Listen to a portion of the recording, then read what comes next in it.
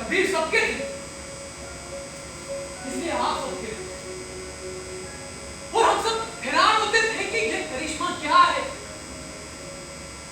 और अब ये सोचकर हैरान हो कि इसमें हैरान होने वाली बात कौन सी है। इतना जज्बाती होने की जरूरत नहीं है जवाहरलाल। अगर बापू तुम्हारे और मेरे लिए एक पहेली थे तो वो खुद अपने लिए भी एक पहेली थे।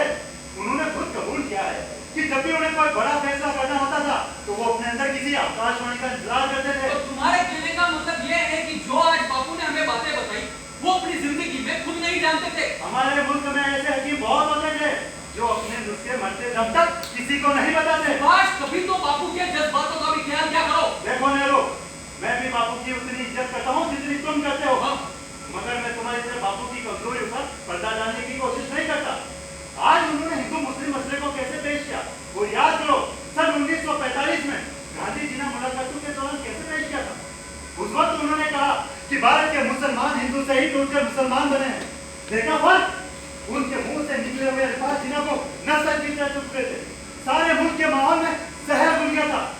समझौते की कोई गुंजाइश बाकी नहीं रह गई थी। बापू की इस एक गलती से कितने लाख इंसानों का खून बहा। खुदाई बापू खुदाई खिदमतगार मलिक जान का वेश बनाकर तशरीफ लाए हैं। लेकिन क्या वो भूल गए हैं कि बटवारे का मानकर उन्होंने बादशाह खान और पूरी पठान कौम के साथ कितना न्याय किया था।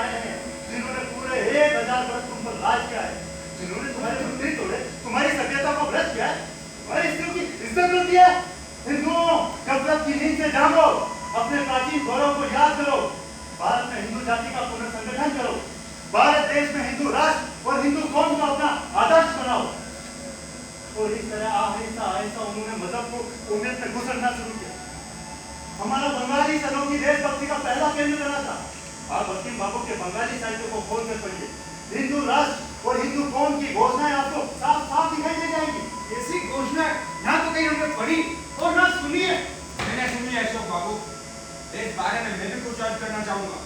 बात बहुत पुरानी है। एक रात मैं बनारस में अपने बंगाली क्रांतिकारियों के खुफिया अड्डे पर ठहरा हुआ था। वहां मुझे उनकी सबसे बड़ी और सबसे पुरानी इंकलाबी जमात अनुशीलन समिति का एक हिदायतनामा पढ़ने को मिला। उसमें साफ साफ शब्दों में लिखा हुआ था कि हमारा आदर्श हिंदुस्तान को आजाद कराना और उसमें हिंदू राज स्थापित करना है। और हमारे मेंबरों को ये हिदायत दी जाती है कि वो मुसलमान मदरसों से दूर रहे, उनसे बुरा सलूक भी न करे, मगर उनसे दूर रहे। शाहीद आजम सरदार भगत सिंह ये कैसा घटिया इल्जाम लगा रहे हैं अपने महान क्रांतिकारी साथियों पर। सच हमेशा मीठा नहीं होता अशोक बाबू। मैं खुद पढ़कर कहा गया था, क्योंकि मैं भी हिंदू नहीं एक सिख घराने में पैदा हुआ था। लेकिन जब मैंने देखा कि हमारे बंगाली क्रांतिकारियों के दल में एक भी मुसलमान नहीं, तो मजबूरन यकीन करना ही पड़ा। मैं जानता हूँ मेरी बात से आपको धक्का लगा है अशोक बाबू, मगर आप खुद अपने दिल पर हाथ रखकर कहिए, क्या आपकी अपनी तहरीक में ऐसे गांधीवादियों की कमी थी तो ऊपर से हिंदू मुस्लिम एकता कदम बढ़ते थे और अंदर ही उस पर कैची लगाते थे? इसका मतलब है कि जिन्होंने जो किया वो ठीक किया। पूरा किस्सा सुन लीजिए, ठीक गलत सब सामने आ जाएगा। 20वीं सदी के शुरू में जब हिंदू अंग्रेजों को आंख दिखाने लगे तो अंग्रेजों ने हिंदुओं को दबाया और मुसलमानों को फुसलाना शुरू किया। उनसे कहा, हे मुसलमानों, हम तुम्हें बुरा बनाने के लिए नहीं, इन हिंदू भाइयों के अक्सर से तुम्हारी हिफाजत करने के लिए आए हैं। अगर हम चले गए तो ये हिंदू तुम्हें कच्चा दबा जाएंगे। याद रखो, ये हिंदुस्तान तुम्हारा मादे वतन नहीं, ये तो दारुल हरम है जिसे तुम्हारे गांधी बुजुर्गों ने अपनी कुवैत से बाजू से फतेह किया था। क्या तुम उन्हीं के गुलाम बनकर रह सकोगे जिस पर पूरे 1000 वर्ष तुमने राज किया है? होश में आओ, सरजमीन हिंदुस्तान को अपना मादे वतन नहीं, अपनी मिल्कियत और जायदाद समझो, उसमें डटकर अपना हिस्सा मांगो, अपना अलग पाकिस्तान बनाओ जिसमें तुम्हारा तहजीब और तर्जुमन महफूज हो सके। और इस तरह अंग्रेजों ने देश के एक सिरे से दूसरे सिरे तक, गली गली, मोहल्ले मोहल्ले, गांव गांव, शहर शहर हमारे सदियों पुराने हिंदू मुस्लिम भाईचारे को अंदर से चीर डाला। उसने तहल बोल दिया। हम धोती, तलवार, टोपी, पगड़ी और सिंदूर बाजे जैसी छोटी से छोटी अपनी माँ बहनों की इज्जत लूटने लगे, एक दूसरे का गला काटने लगे, ताकि हम अपने असली दुश्मन यानी ब्रिटिश साम्राज्य के खिलाफ इसी नफरत के सैलाब को रोकने का वाद्य अफ्रीका से चलकर हिंदुस्तान आया था वो, मगर पानी तक से गुजर चुका।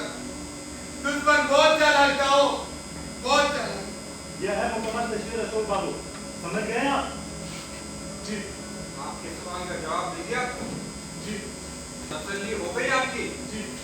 चलो अच्छी बात, वक्त पर काम निपट गया। वो शोले देखे आपने? जी क्या मतलब है इसका? सितारों की गर्दिश का रुख भी बदल गया है। इसका मतलब है कि फैसले की घड़ी सिर पर आ पहुंची है। हम तेजी से धरती की तरफ जा रहे हैं। तो क्या मुझे जबरदस्ती वापस धरती पर? अरे नहीं नहीं, वो फैसला तो यमराज खुद आपको सुनाएंगे, मगर फिक्र क्यों करते हैं? हम जो आपके साथ हैं। फिर तो इन शोलों की गर्मी अब महसूस नहीं होती। ओए, तुम जमीन पर वापस जाने से घबराता है, इसलिए तुम्हारा हाथ पांव ठंडा होता है। और किस बात से घबराता है? ओए, खुशी खुशी वापस जाओ और आज जो कुछ हम तुमको बताया वो जाकर सब हिंदू मुसलमान को बताओ, फिर वो आपस में नहीं लड़ेगा। आप भूल कर रहे हैं बाबू। अशोक बाबू के हाथ पैर ठंडे इसलिए नहीं हो रहे हैं कि वो धरती पे वापस जाने से डरते हैं। मत भूलिए वो भी एक शूरवीर और बहादुर व्यक्ति है। असल बात यह है कि उनकी अभी पूरी तरह तसल्ली नहीं हुई। सुभाष, इस तस्वीर को तुम मुकम्मल कह रहे हो, मेरी नाचीज राह में वो मुकम्मल नहीं है। आपके ख्याल से कुछ कहना बाकी रह गया है पंडित जी, और वो आप कहेंगे? अगर आप और प्रधान साहब इजाजत दे तो क्यों प्रधान साहब, कुछ मोहलत मिल सकती है? क्यों नहीं? खंड मंडल से निकलते निकलते कुछ वक्त तो लग ही जाएगा। और जिसे तस्वीर मुकम्मल हो जाएगी। मेरे ख्याल में तो पंडित जी, अंग्रेजों के जाने के बाद आपने देश पर 17 वर्ष तक हुकूमत की, लेकिन जितने हिंदू मुस्लिम फसाद इन 17 वर्षों में हुए उतने तो 150 वर्ष के अंग्रेजी राज में भी नहीं हुए। फिर भी आप ये समझते हैं कि इस मामले में आपको बोलने का हक है? जी है, बिल्कुल है। फिर से आपकी इजाजत है पंडित जी, आप समाजवाद के बारे में कुछ कहिए, पंचशील की व्याख्या कीजिए, पब्लिक सेक्टर की तारीफ कीजिए, और ये सब मुझे मंजूर है, लेकिन हिंदू मुस्लिम मसले पर आप खामोशी रहे तो अच्छा। अशोक बाबू, वक्त बहुत कम है। मेरी दरख्वास्त है कि आप नेहरू जी को भी अपनी बात कहने का मौका दीजिए। शहीद आजम सरदार भगत सिंह, मैंने इन साहिबान को जुट्टू कहने से परहेज किया। इसका मतलब ये नहीं कि मुझे जुट्टू बनाना शुरू कर दे। पंडित जी शर्मा कर, रिश्वतखोरी, कालाबाजारी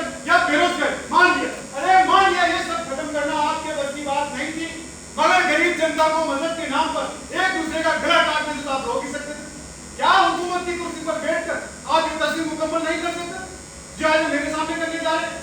अरे आप खुद इतने बड़े इतिहासकार थे, तो क्या स्कूलों और कॉलेजों में ये बात बनाने की व्यवस्था नहीं कर सकते थे? क्या मुझे सुने जा रही है? आज मेरे बेटे मुझ पर हंसते हैं, पप्पियां करते हैं, मुझ पर ही नहीं, आप पर, बापू पर और सारे देश पर। आप मुझे ये बताइए कि हुकूमत की कुर्सी पर बैठकर आप करते क्या है? अशोक बाबू, यही तो बात मैं आपको बताना चाहता हूँ। बाबू, अरे अशोक बाबू, नेहरू बहुत चालाक निकला, अब तो आपको सुनना ही पड़ेगा। मेरी किस्मत सुभाष बाबू। अशोक बाबू, इंग्लिस्तान जैसे छोटे से मुल्क ने 5000 मील दूर बैठे बैठे हिंदुस्तान जैसे बड़े और महान देश पर कब्जा कर लिया। कोई तो कारण होगा। कारण हमारी नालायकी, हमारा घटियापन, हमारी गर्म आबो हवा, हमारी काली रंगत, हमारी आपस की फूट और हमारी बदतमीजी और कुछ। अरे नहीं, इसका कारण था इंडस्ट्रियल रिवॉल्यूशन, साइंस और मशीनों का विकास। याद रखिए, अंग्रेजों ने सिर्फ हिंदुस्तान पर ही नहीं बल्कि दुनिया के 5 हिस्से को भी हड़प दिया था और बाकी बचा हिस्सा यूरोप की ताकतों ने हड़प दिया था। मान लिया, मगर इसका मौजूदा वक्त से क्या ताल्लुक? अभी शायद हो जाएगा। याद रखिए कि जब अंग्रेज हिंदुस्तान आए थे तब युग बदल रहा था। सरमायादारी निजाम का सूरज उदय हो रहा था और बादशाही निजाम का सूरज डूब रहा था। उस वक्त हमारा खाना लाजमी और यकीनी था। मान लिया, ये भी मान लिया। मानने में हर्ज क्या है? बादशाह को कहीं नजर आते नहीं और जो आते हैं वो नीले काट के उल्लू। मगर मैं फिर भी पूछता हूँ, इसका हिंदू मुस्लिम समस्या से क्या ताल्लुक? ताल्लुक ये है कि मशीनी इंकलाब के साथ-साथ यूरोप में धर्म मजहब के झगड़ों का विकास हो गया और उनकी जगह पूंजीपतियों ने और मजदूरों की कश्मकश ले ली। इंसान परलोक सुधारने की बजाय दुनिया सुधारने पे मजबूर हो गया। क्या आपने कभी अंग्रेजों को धर्म मजहब के नाम पर एक दूसरे में छुरे चलाते देखा है? उनकी ऐसी की तैसी, दूसरे आपस में कभी लड़े नहीं, हमेशा दूसरों को ही लड़ाते रहे। लेकिन बादशाह के जमाने में लड़ते थे, खूब लड़ते थे। प्रोटेस्टेंट कैथलिक प्रोटेस्टेंट के जान दुश्मन थे। लेकिन मशीनी इंकलाब के बाद वो सब खत्म हो गया। मजहब इंसानों का शख्सी मामला बन के रह गया और यही भी तो आप चाहते हैं ना अपने मुल्क में। जी ऐसा हो जाए तो सब दंगे फसाद खत्म हो जाए। और ये तो आप मान ही गए कि भाषणों और जज्बाती अपीलों से कुछ नहीं बनता। अरे कुछ नहीं होता साहब, कम से कम 10,000 भाषण तो अकेले मैंने खुद किए होंगे। इसलिए हुकूमत की कुर्सी पर बैठकर मेरा पहला काम हिस्ट्री लिखवाना नहीं था। मेरा पहला काम था इंडस्ट्रियल रिवॉल्यूशन, साइंस और उद्योग के विकास को बढ़ाना। और इन दोनों को ही मैंने पूजा का मंदिर माना था। अरे याद है आपको? जी अब समझा मैं। अरे नहीं, अभी नहीं समझे, लेकिन समझ जाएंगे। सुभाष ने बताया डिवाइड एंड रूल पॉलिसी के मातहत अंग्रेजों ने हमें सोवियत रंगत देना शुरू कर दिया। लेकिन मैं कहता हूँ कि ये तस्वीर तो अधूरी है। अरे ये तो उसका एक पहलू है। उसका दूसरा पहलू ये है कि उन्होंने हमें कच्चा माल बनाने वाला मुल्क बनाकर रख दिया। उनकी दूसरी बुनियादी पॉलिसी थी नो इंडस्ट्रियलाइजेशन, साइंस और उद्योग के विकास पर ब्रेक लगाना। और इन दोनों पॉलिसियों की मदद से वो हमारे देश में वक्त की घड़ी को उल्टी दिशा में चलाने में कामयाब हुए। इसलिए मेरा पहला काम था इन दोनों पॉलिसियों को पुर्जा करके रद्दी की टोकरी में फेंकना। पूरे देश में पूरी तेजी से साइंस और उद्योग के विकास को बढ़ाना और उसके साथ साथ मजहब को कौमियत के सवाल से अलग करके बापू की बताई हुई सच्ची बुनियादों पर खड़ा करना। मजहब इंसानों का शक्ति मामला बन के रहे। इसलिए मेरा पहला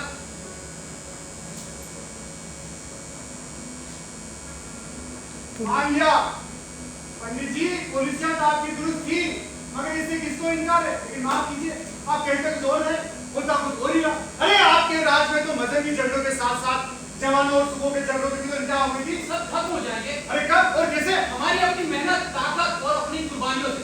याद रखिए, दुनिया में सदा कोई चीज एक जगह खड़ी नहीं रहती। जरा नजर उठा के देखिए, कहाँ गया ब्रिटिश साम्राज्य, कहाँ गए डच, जर्मन, फ्रेंच, जापानी साम्राज्य। आज वियतनाम दुनिया का अमेरिका सबसे दुनिया का बलवान देश एक छोटे सी वियतनाम का सिर झुकाने में असमर्थ। आज फिर युग बदल रहा है। सरमायादारी निजाम का सूरज उदय डूब रहा है और समाजवाद का सूरज उदय हो रहा है।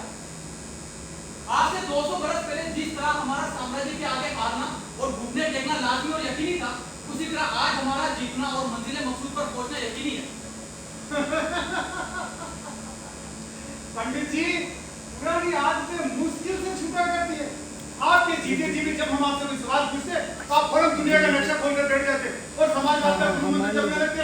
अशोक बाबू, इंसान जो भी काम करना चाहता है पहले वो उसका सपना देखो। वाले इंसान भूलेगा बनने का सपना वो देखा नर्वस हुई और आज वो उड़ रहा है। मैंने, सुभाष ने और भगत सिंह ने समाजवाद